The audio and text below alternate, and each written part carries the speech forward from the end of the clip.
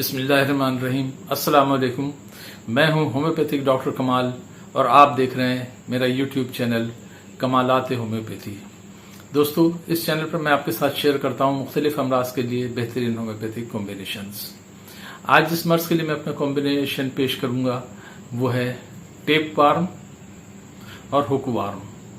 इससे पहले मैं पेट के कीड़ों पर एक वीडियो बना चुका हूं। इससे पहली वीडियो जिसमें मैंने केचुओं और क्रम यानी जो थ्रेड वार्म होते हैं उनको और राउंड वार्म जो होते हैं जो केचुए कहलाते हैं उनके ऊपर मैंने वीडियो बनाए थे, उनकी अलामत बताई थी, वजूहात बताए थे और उसका इलाज भी बताया था।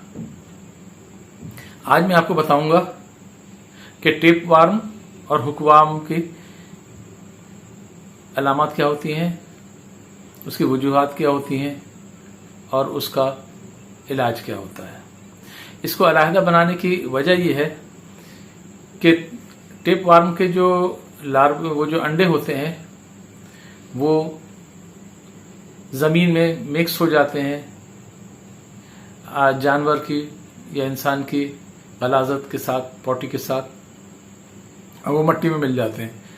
अब उसमें कोई चीज उगती है या हाथ पैर जाते हैं तो उसके अंडे इंसान में किसी तरह मुंह में चले जाते हैं, मैदे में चले जाते हैं, वहां से खून में शामिल हो जाते हैं और मुख्तलिफ दूसरे आज़ा पर, जैसे ज्यादातर जो खतरनाक चीज होती है वो दिमाग में पहुंच जाते हैं। दिमाग में वो अंडा पहुंचता है, वहां जाकर वो उसमें से अंडे में से लार्वा निकल जाता है और बहुत सारी नई अलामत पैदा कर देता है। इसलिए इस वीडियो को मुझे अलहदा बनाना पड़ा। तो चलें मैं आपको बताता हूं कि इसकी वजूहात क्या होती हैं। पेट में टेप वार्म और हुक वार्म होने की वजह भी सारी वही होती हैं जो थ्रेड वार्म और केचुओं की होती हैं। यानी ऐसी ग़िज़ा इस्तेमाल करना या ऐसा पानी इस्तेमाल करना जो आलूदा हो, जिसमें इन कीड़ों के अंडे मौजूद हों। हाइजीन को प्रॉपर तरीके से मेंटेन ना करना या ऐसी चीज को टच करना जिसमें जर्म से इन्फेक्टेड हो, उस सतह को अगर टच करेंगे तो फिर ये जिसमें अंडे उसके लार्वे पहुंच जाते हैं। ऐसे पालतू जानवर को टच करना जिसके पेट में कीड़े हो तो उसके जिस्म में भी ऊपर भी अंडे वगैरह लगे होते हैं जो इंसान को टच करने से उसके जिस्म में चले जाते हैं। हाथों को अच्छी तरह ना धोना, इस वजह से भी पेट में उसके अंडे चले जाते हैं। उसके अलावा जो सही तरीके से अगर पका कर ना खाया जाए, गोश्त को या सब्जियों को अच्छी तरह ना पकाया जाए तो उसके अंडे उसमें जिंदा रहते हैं और पेट में चले जाते हैं और बीमारी का बास बन जाते हैं। और खुसूसन जो कच्ची सब्जियां खाई जाती हैं जैसे पत्ता गोभी है, गाजर है, मूली, शलजम, चुकंदर, ये सब ऐसी चीजें हैं जो कच्चे भी खाए जाते हैं। तो खुसूसन जो पत्ता गोभी है उसमें चांस होता है कि इसके अंडे हों और वो जिस्म के अंदर चले जाएं और फिर वो कहीं भी पहुंच सकते हैं, खून के जरिए कहीं भी पहुंच सकते हैं, लेकिन दिमाग में पहुंचने से बहुत खतरनाक अलामत पैदा कर देते हैं, जिसको मैं बताता हूं आगे। ये थी इसकी वजूहात कि जिसमें कीड़े किस तरह पहुंचते हैं। जब जिसमें कीड़ा पहुंच जाता है तो जब कीड़े पैदा हो जाते हैं उसमें सबसे पहले मैदे में, पेट में दर्द होता है, नाक के मुकाम पर दर्द होने लगता है।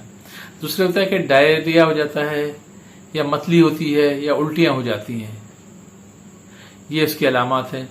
गैस हो जाती है, पेट फूलने लग जाता है, बहुत ज्यादा थकन रहती है। उसके अलावा बगैर किसी वजह के वजन कम होने लगता है। इसके अलावा राल बहने लगती है। जब सोता है बच्चा या बड़ा तो उसको मुंह में से राल निकलकर तकिए को गीला कर देती है। बच्चे और बड़े दोनों ही, अगर जिसके पेट में कीड़े हो तो दांत कटकटाने लगते हैं, दांत पीसना कहते हैं, ग्राइंडिंग ऑफ टीथ कहलाता है, दांत पीसने लग जाते हैं। उन सब बच्चों में, बड़ों में, सब में चिड़चिड़ापन शुरू हो जाता है। नाक में खारिश होने लगती है, पॉटी की जगह पर बाद दफा खारिश होती है। उसके अलावा अगर हुकवार्म फेफड़े में चले जाएं तो वहां पर बहुत खुश्क खांसी मुस्तकिल होने लगती है और आम खांसी की दवाओं से वो सही नहीं होती है। मीठा खाने की बहुत ख्वाहिश होती है।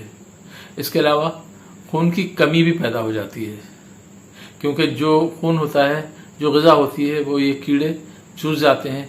खुसूसन टेपवार्म जो होता है ये तो काफ़ी साइज में बहुत बड़ा होता है और टूट टूट कर इसके टुकड़े होते हैं जो पॉटी में निकलते रहते हैं। तो ये मालूम करने के लिए कि कौन से कीड़े हैं, इसके लिए स्टूल टेस्ट कराना ज़रूरी होता है और एक दफ़ा कराने से काम नहीं बनता है।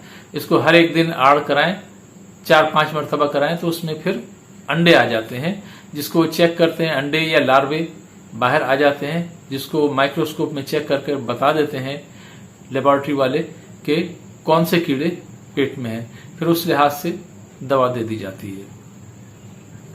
आज हम जो बता रहे हैं वो ये बता रहे हैं कि टेपवार्म और हुकवार्म हो तो आप कौन सी दवाएं लेंगे।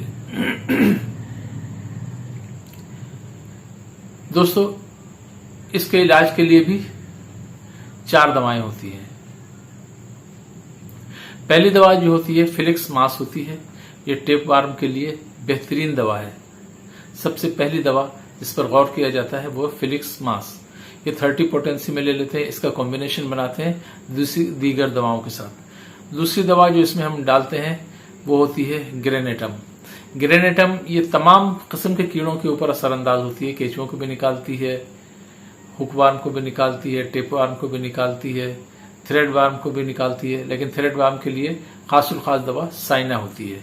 साइना देते ही फौरन खारिश वगैरह खत्म हो जाती है और कीड़े मर जाते हैं। तो 2 दवाएं हो गई। पहली दवा हो गई फिलिक्स मास, दूसरी ग्रेनेटम 30 पोटेंसी में लेते हैं। तीसरी दवा जो हम इसमें डालते हैं वो ट्यूक्रम मैरियम। ट्यूक्रम मैरियम जो होती है इसको भी 30 पोटेंसी में लेते हैं। ये भी इसका भी रेंज बहुत ब्रॉड रेंज है। ये टेपवार्म के लिए खुसूसी दवा है, लेकिन ये दीगर कीड़ों के लिए भी मोहलिक होती है और उनको भी निकाल देती है। इन 3 दवाओं को एक साथ मिला लेते हैं। चौथी एक और दवा है, वो मैं आपका अलग जिक्र करता हूं उसका। ये 3 दवाओं को हम ले लेते हैं, तीनों को इक्वल क्वांटिटी में लेकर 10 झटके देते हैं और एक दवा की शक्ल इख्तियार कर लेती है वो। या दूसरी ये हो सकता है कि एक शीशी में ग्लोबियल्स भर लें, 10 ml की अगर एक शीशी में हमने टैबलेट या बिस्किट भर लिए तो 10-10 कतरे तीनों दवाओं के, 10 कतरे फिलिक्स मास के, 10 कतरे ग्रेनेटम के और 10 कतरे ट्यूक्रम मैरियम के उसमें डाल दें और अच्छी तरह हिला लें। तो ये दवा दिन में 4 मरतबा, सुबह, दोपहर, शाम, रात, 4 मरतबा मरीज को दें, चाहे बच्चा हो या बड़ा हो। 4 मरतबा इसकी खुराक दे दें।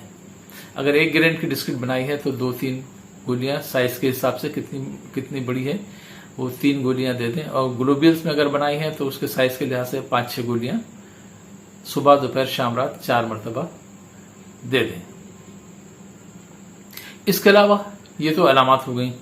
एक और कंडीशन भी होती है जिसमें ये कीड़े मुंह के जरिए जिस्म में दाखिल होते हैं, अंडे, और वहां निज़ाम हाजमा से होते हुए खून में शामिल हो जाते हैं। इंतहाई बारीक जर्रे की शक्ल में होते हैं, तो खून में शामिल होते हुए जिस्म के मुख्तलिफ हिस्सों में चले जाते हैं।